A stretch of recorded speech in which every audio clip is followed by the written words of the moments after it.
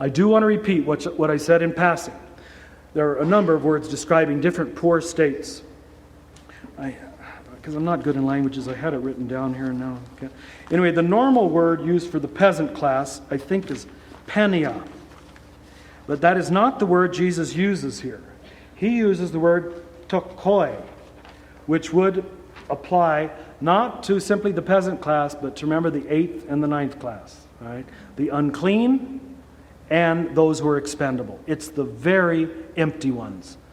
Those who are crouching is what it literally means. The crouching ones who are bent over and begging. The beggars, the little nobodies of this world, who have nothing left. And that is the word. Even Matthew uses it too. The very bottom 2 classes. Remember, I gave you 9 classes in society. This is the 8th and 9th class. He's saying, happy are you. You're the freest of all. So remember, the higher you up are in the system, the more trapped you are. The more you're outside the system, the freer you are. Because every promotion you accept, there's more party line you've got to speak. You know that if you're in the business world, right? So I would never be a bishop. I don't think I need to worry. I mean, I would never accept it. I made that agreement with myself years ago. I don't know why I did. I guess it must have been a moment of pride where I thought they might ask me. But, but I would never. Oh my God, not the bishops can't speak truth, but it's real hard. We always say, this is somewhat cynical, forgive me, but that a bishop never gets 2 things. He never gets a bad meal and he never gets the truth. Right? Now the point is that when you're high up in any... People give you, all these little prestige symbols, these little perks.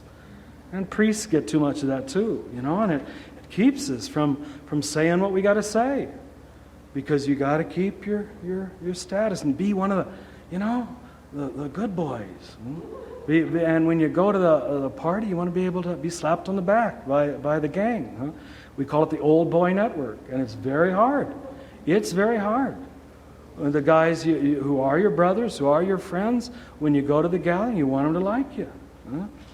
And you don't want to be kicked out of the old boy network. So these aren't bad people. Do you understand? It's just, oh, come on, Joe, it's all right. And you like Joe to like you, so you say what Joe wants you to say. The price of the truth is very great. And please, I'm just using clergy examples because I'm a priest.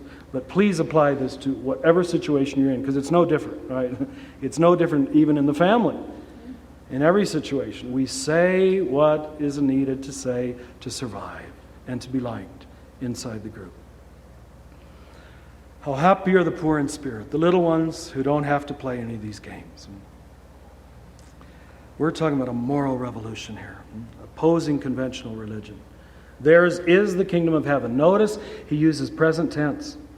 Right? He doesn't say theirs will be. Got it? So we know the kingdom isn't later, is it? Right?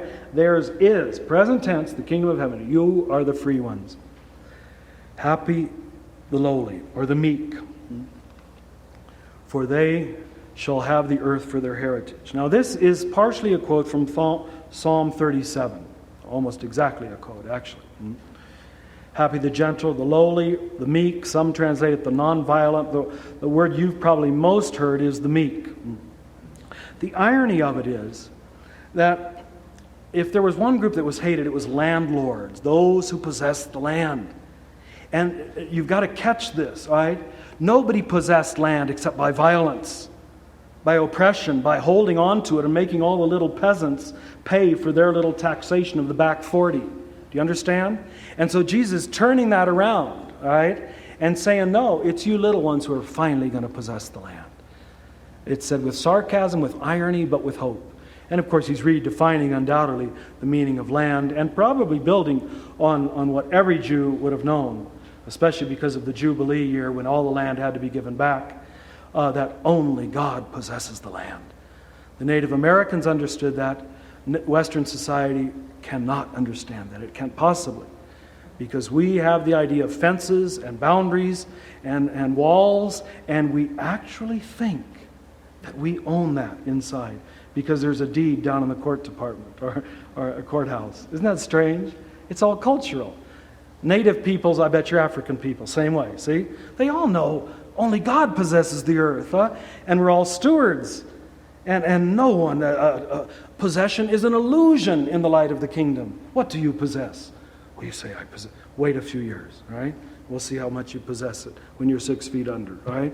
You don't possess anything. It's an illusion. But that's ridiculous talk, isn't it? Unless you understand the kingdom.